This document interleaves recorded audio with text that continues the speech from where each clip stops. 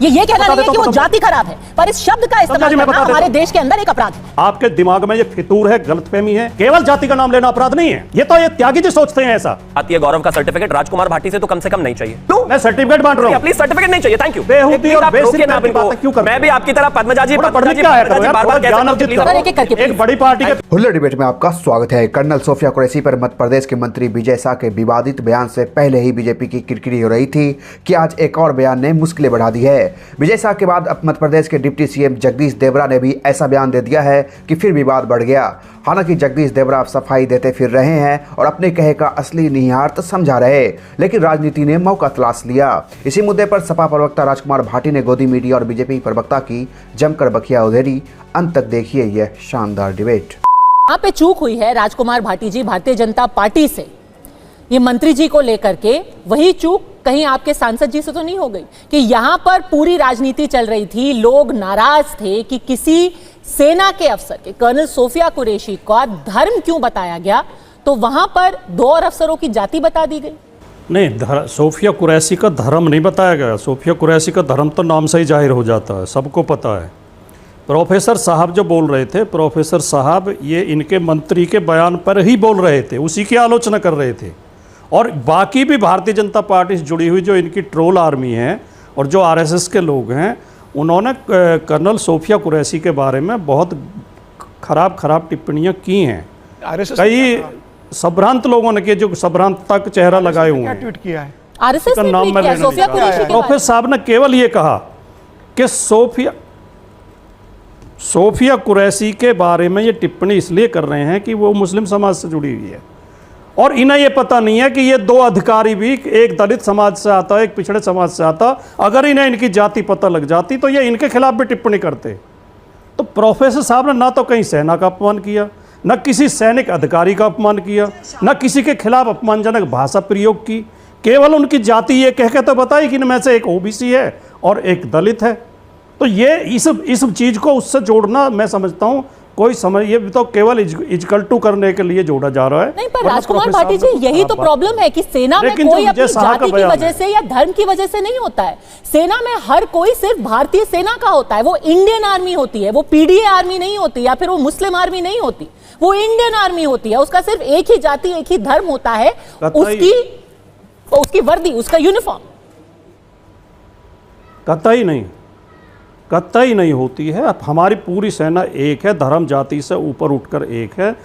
भारतीय सेना भारत की सेना है, किसी जाति या धर्म की सेना नहीं है। लेकिन उसके खिलाफ टिप्पणियां बीजेपी के लोग कर रहे थे, उसी की तो हम आलोचना कर रहे हैं। अब विजय शाह ने जो कहा कि आतंकवादियों की बहन, इस बयान का पाकिस्तान कितना दुरुपयोग कर सकता है, अंतर्राष्ट्रीय समुदाय में हमारी क्या छवि जा रही होगी कि एक सेना की अफसर को, एक शानदार अफसर को केवल धर्म के आधार पर आतंकवादियों की बहन कहा जा रहा है। और जो आज देवड़ा ने कहा, डिप्टी चीफ मिनिस्टर ने, कि भारतीय सेना मोदी के चरणों में नतमस्तक है, ये भारत के संविधान का अपमान नहीं है, भारत की सेना का अपमान नहीं है। भारत की सेना विश्व की शानदार सेना है। भारत की सेना किसी के चरणों में नतमस्तक नहीं होती है। राजनेता आते रहते हैं, जाते रहते हैं। आज मोदी जी प्रधानमंत्री हैं, कल कोई और होगा, कल पहले कोई और था।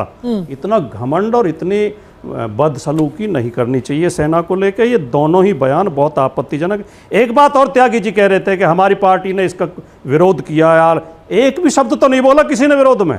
बताओ कौन से नेता ने विरोध किया है? शिवम त्यागी। अभी तक किसी भी भारतीय जनता पार्टी के जिम्मेदार आदमी ने इसका आलोचना नहीं की है। और अब तक ये मंत्री पद से हटा के जेल के अंदर होना चाहिए था, अगर भारतीय जनता पार्टी के अंदर थोड़ा भी स्वाभिमान और देशभक्ति की भावना होती और सेना का सम्मान होता। तो आज विजय शाह जेल में होना चाहिए। शिवम त्यागी, विजय शाह ने जो बोला है सेना का मनोबल तोड़ने वाली बात है, और प्रोफेसर रामगोपाल यादव ने जो बोला है वो उसकी निंदा कर रहे थे। वो किसी को नीचा नहीं दिखा रहे थे, वो बस निंदा कर रहे थे और कह रहे थे कि अब लोगों को जाति धर्म के आधार पर उनको अपमानित किया जा रहा है।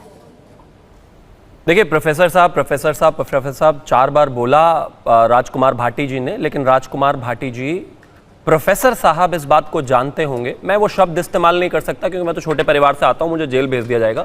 वो शब्द, वो जाति सूचक शब्द अगर किसी और ने इस तरीके से बोला होता तो अभी तक वो जेल की सलाखों के पीछे होता। क्लैरिफिकेशन की आवश्यकता नहीं है, मानसिकता दिखाती है आपकी। रही बात खास तौर पर उस जाति को लेकर सम्मान की, मैं मानता हूं कितने स्टेटमेंट्स हैं, मैं वो राजनीति नहीं करना चाहता। जहां तक बात आपने दूसरे एक नेता की बात की, उस बयान को मैं वर्बैटम कोट कर देता हूं। यशस्वी प्रधानमंत्री जी को हम धन्यवाद करना चाहेंगे और पूरा देश और देश की वो सेना, सैनिक, कौमा, उनके चरणों में नतमस्तक हैं हम। सेना के सैनिकों के चरणों में नतमस्तक हैं हम, पूरा देश। और फिर से उन्होंने रिपीट किया इस लाइन को कि उनके चरणों में पूरा देश नतमस्तक है। ऑफ कोर्स सेना के चरणों में नतमस्तक हैं हम। और आदरणीय प्रधानमंत्री जी को हम धन्यवाद करते हैं कि उन्होंने पॉलिटिकल विल लिया, डिसाइसिवनेस दिखाई और निर्णय लिया। मैं एक ही चीज कहना चाहता हूं कि इस तरह के बयानों पर बार बार बचकर इधर उधर जाने की आवश्यकता नहीं है। मैं मानता हूं इस देश में कोई भी एक शब्द भारतीय जनता पार्टी का प्रवक्ता होने के नाते मैं कहता हूं, इर्रेस्पेक्टिव ऑफ पार्टी, किसी भी पार्टी की तरफ से कोई कहता है वो गलत है।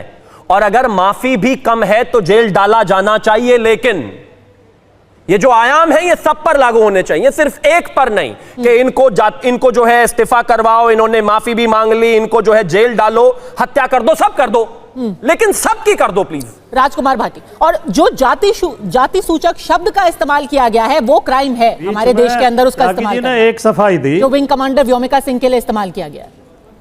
त्यागी जी ने एक सफाई दी कि बीच में कोमा था, इसलिए अपराध खत्म हो जाता है। ये बयान लिख के दिया गया था या बोल के दिया गया था? जो बोल के दिया गया बयान, उसमें कहीं कोमा भी होता है? कोमा त्यागी जी को दिखाई दिया, कोमा आ गया इसलिए माफ कर दिया जाए। दूसरी बात, त्यागी जी जो आप कह रहे हैं, अपमान आप कर रहे हैं।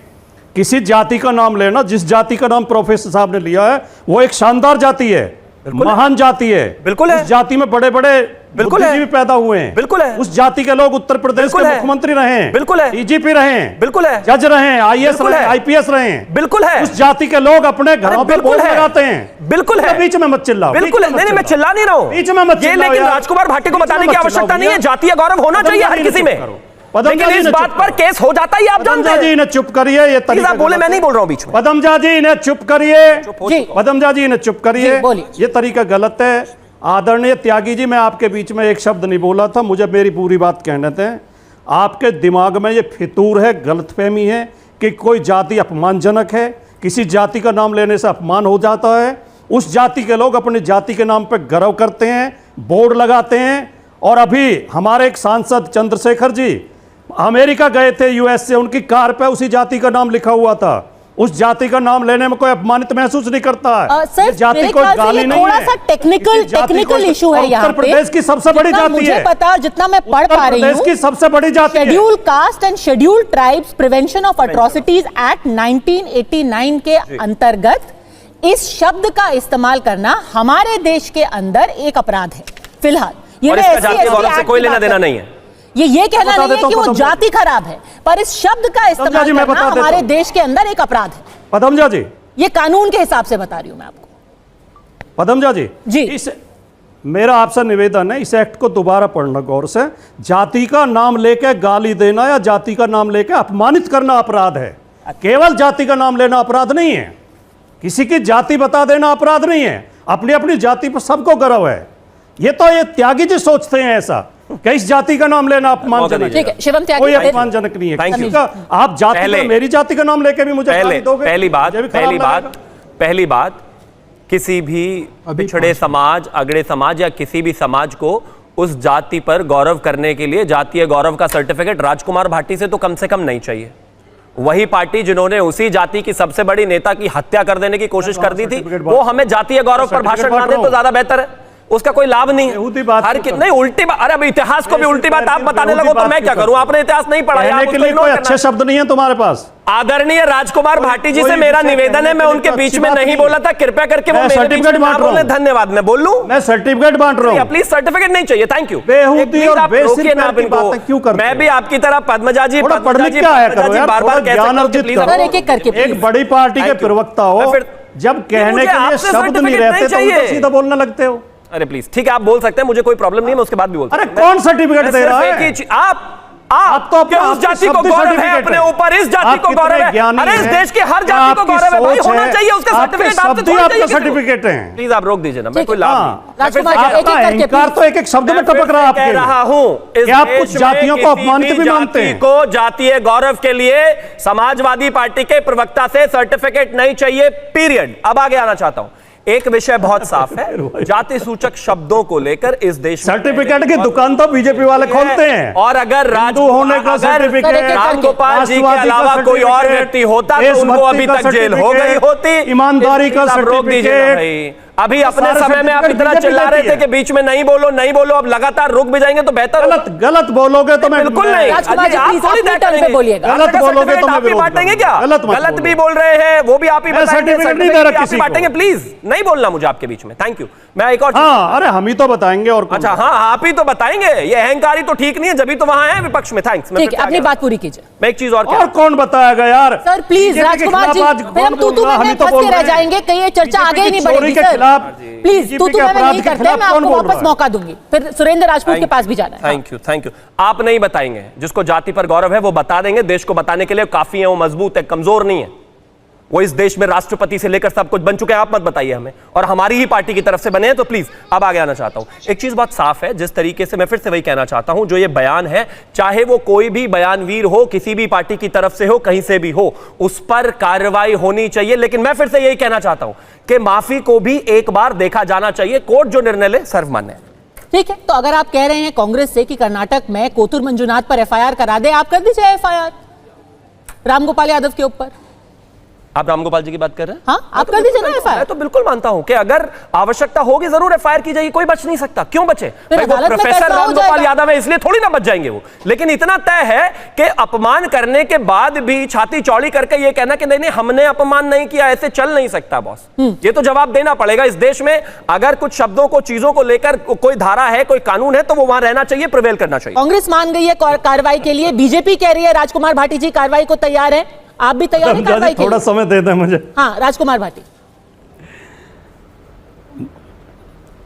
देखिए, अभी त्यागी जी मेरे ऊपर व्यंग कर रहे थे कि मैं सर्टिफिकेट बांट रहा हूं। सर्टिफिकेट तो अंधाधुंध धड़ाधड़ थोक के रेट में समीर जी बांट रहे हैं।